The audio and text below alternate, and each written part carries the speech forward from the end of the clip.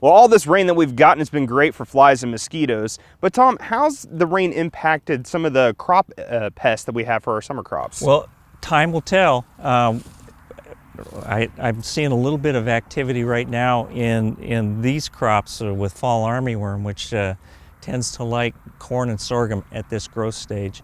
And everything's planted later, so we might see some just different things happening with some of these insects that we might normally expect to see at a certain time. You know, we've had a lot of rain, and it's always kind of hard to figure out whether we're going to have if it impacts certain insects or not. But we're starting to get those southern winds coming up, and I'm expecting to see things like fall armyworm come in and be an issue later on.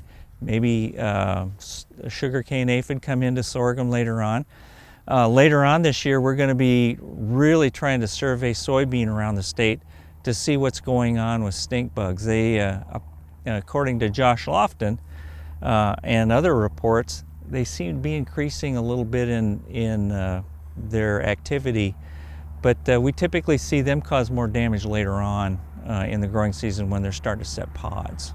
You and your team have some great events coming up that you're going to be to use to kind of study these problems. Talk a little bit about that. Well, one of them is we're going to be introducing a scouting system for sugarcane aphid this year. So we want to start bringing it out to the producers and let them use it. It's a really fast, rapid way to gauge whether you need to treat for sugarcane aphid or not. You mentioned fall armyworm, yes, and you can actually see some damage right here. Absolutely. So let's just kind of go over an overview of how you can scout and what are some signs that you might have a fall armyworm. Well, a lot of people are going to get concerned when they see something like this because it looks bad.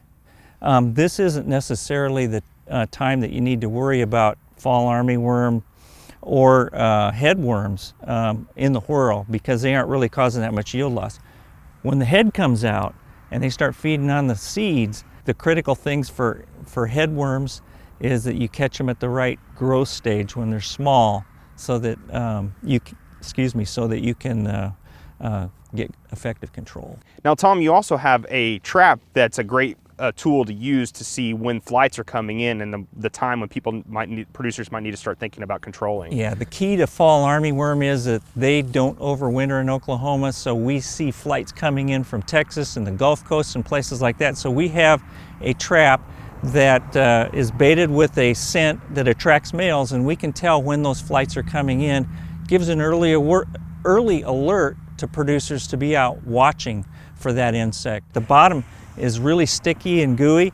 It's baited with a pheromone that attracts males. They think there's a female in the trap, they come in, they get stuck, and that's the end. But it lets us know what kind of flight activity we're seeing in any given time. All right, thanks, Tom. If you'd like some more information on summer crop pests and fall armyworm, go to our website, sunup.okstate.edu.